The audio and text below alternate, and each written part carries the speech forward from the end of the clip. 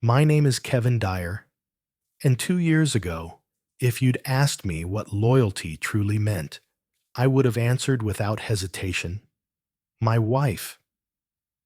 Erica and I shared 15 years, with 11 of them spent bound by marriage. I first saw her in high school, back when I had a mouthful of crooked teeth and dreams of building my own construction empire. She was brilliant, stunning, and radiated this magnetic independence that pulled me into her orbit harder than gravity ever could. We clawed our way through college, took whatever jobs paid the bills, pinched every penny, and by the time we hit our late 20s, I had finally bought a few acres and opened my own company. Erica was right there with me. At least that's what I believed. We had two amazing kids. Our son was 9, our daughter 6. We weren't rich, but we were solid. She drove a good SUV. I had my truck and a growing equipment yard, and our house was entirely paid off. Business had expanded to where I no longer had to work weekends. I thought life had finally evened out. I thought I could finally exhale, until that call changed everything. It was an ordinary Tuesday afternoon. I was out paving a road in Billings. My phone buzzed in my vest pocket. I almost let it ring out, but seeing it was Greg, our neighbor from across the street, I picked up. Greg was a quiet guy, ex-military, mid-60s, not the nosy kind. "Hey, Kevin, hate to bother you, man, but there's a truck parked at your place. Not yours. Been there a while." My stomach flipped. "What kind of truck?" "Silver F-150. Doesn't look like one of your crews. Been parked 2 hours at least. Curtains drawn, garage shut. Your wife's car is there too." My grip tightened around the blueprint I was holding. Erica didn't know I was working a double shift. She thought I was out of town until Thursday. "Did you see anyone go inside?" Didn't mean to pry, but yeah. Tall guy, dark hair. Walked in like he belonged. My throat turned to sand. I thanked Greg and hung up. I didn't want to believe it. I couldn't. Erica wouldn't do that. We had built our lives brick by brick. But now, looking back, the signs were screaming at me, louder than sirens. She'd started dressing up for casual errands, started locking her phone.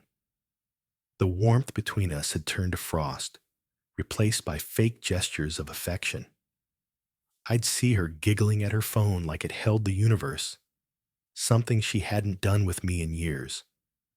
But she always had an excuse, always spun it in a way that made me question my sanity.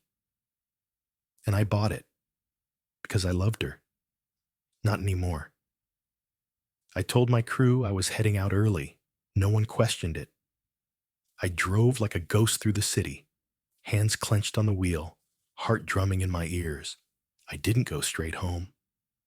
I parked a block away and slipped through the woods behind the fence.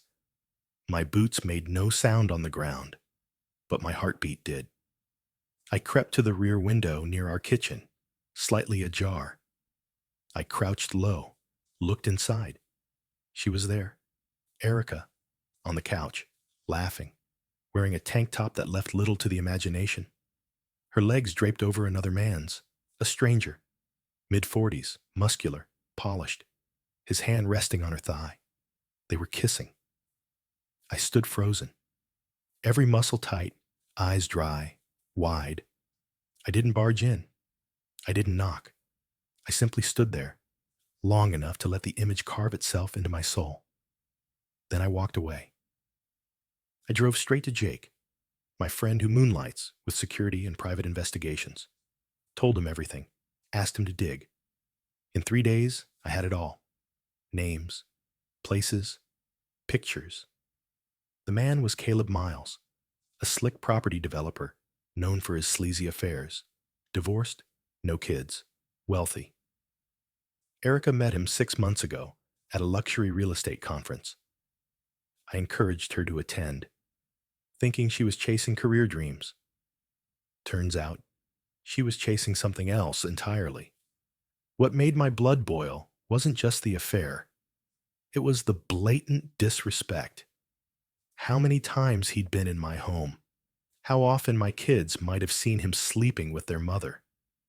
Then I stumbled on something priceless, something golden. Caleb was building a mansion out near Pine Creek Ridge, a grotesque glass monstrosity planted just off a back road. That road, as it turns out, ran through land I owned.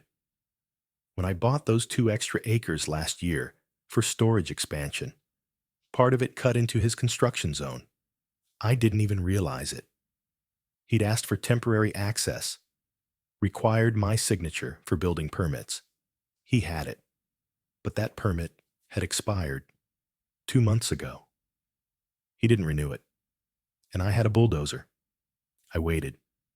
So when Greg called again and said, "That truck's back," I told him, "Appreciate it. That's all I needed." I didn't break down, didn't shout, didn't confront her, not yet. I made a move. That night, I found Jake at the yard and casually mentioned I was taking the dozer out early for prep work. He just nodded. No questions. At dawn, I rumbled up next to Caleb's overpriced glass palace. No workers yet. Place was still under construction. Bare wiring. No security. Dead quiet. I walked the property line. Measured the encroachment. The house had overstepped, one wing sitting squarely on my land. I climbed into the cab. The machine roared awake. I gripped the controls. Jaw locked, and I drove. Right through the offending wall. Glass shattered. Wood exploded. I was surgical. I only struck the part that violated my land. Not the whole place. Just enough to make a statement. Just enough to let him feel what it's like to lose something, without warning. When it was done, I stepped out, took pictures, left. By 10 a.m., my phone lit up like a Christmas tree. Caleb was screaming, "You psycho redneck, you wrecked my house." "You built on my land," I said calmly. "Check your paperwork." He cursed, threatened legal action.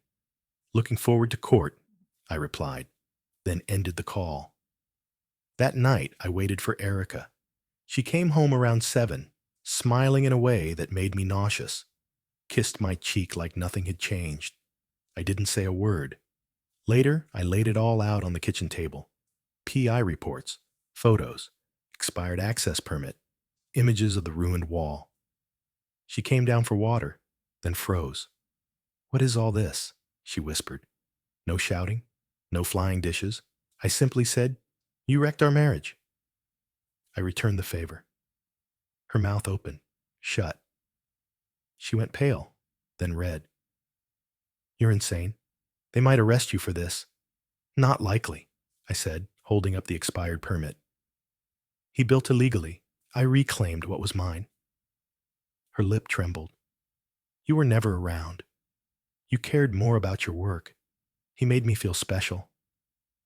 I looked at her, not with rage, with pity. "You weren't forgotten, Erica. You just wanted something shinier, something that didn't require effort." No more arguments. She slept in the guest room. The next day I filed for divorce. Full custody. Cited adultery. My lawyer was relentless. We had evidence, witnesses, GPS logs, phone records. Caleb's smug face captured from every angle.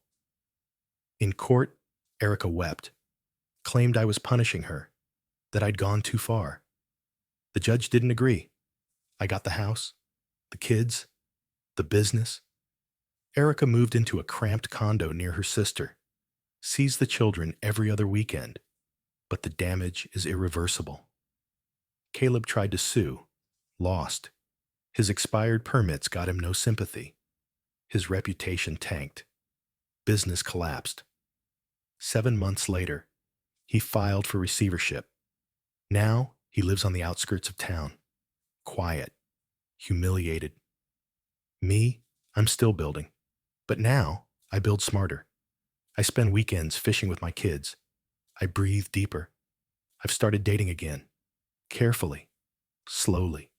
And every time I see that bulldozer in my lot, I smile. Because justice doesn't always wear a robe.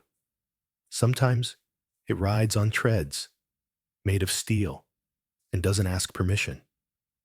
Sometimes you don't just reclaim your power. Sometimes you bulldoze it. The end.